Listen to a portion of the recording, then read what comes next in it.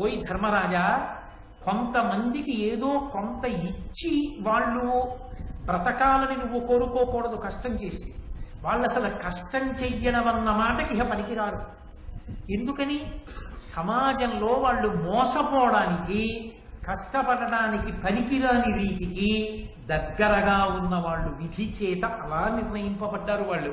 అందుచేత నువ్వు దయతో చూడాలి వాళ్ళని. ఎవరు?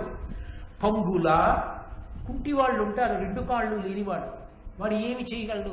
వాడు ఏమి చెయ్యలేడు. వాడు ఏమీ చెయ్యలేడు అని నువ్వు అనకూడదు. వాడు కూడా సంతోషంగా ఉండేటట్టు నువ్వే చూడాలి. ఎందుకని? ఒక కుటుంబంలో తండ్రికి కాళ్ళు లేని కొడుకున్నా తను బతికున్నన్నాళ్ళు ఆ కొడుకు తండ్రి చూస్తాడు. కానీ ఆ తండ్రికి బెంగ మిగిలిపోకూడదు. నా తర్వాత వీడి బతికేమిటి, వీడు నాకన్నా ముందే వెళ్ళిపోతే బాగుండని ఏడవకూడదు తండ్రి. నా ప్రభుత్వం ఉంది, నా ప్రభు ఉన్నాడని నమ్మి బ్రతకగలగాలి. అలా నువ్వు వాళ్ళని ఆదరిస్తున్నావా తండ్రిలా? ఆ దయని ఎందుందా?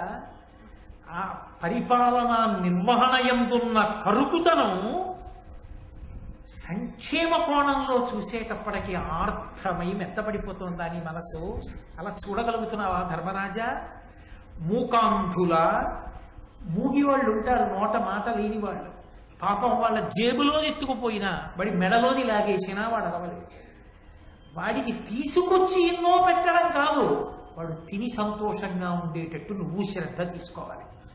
కాబట్టి మూక అంధుల కళ్ళు లేని వాళ్ళు ఉంటారు, ఎంతటి ప్రమాదానికైనా లోనైపోతారు, ఎంత తేలిగ్గానైనా మోసపోతారు. అటువంటి వాళ్ళని నువ్వు కంటికి రెప్పవై కాపాడాల్సిన ప్రభువు. అలా కాపాడుతున్నావా?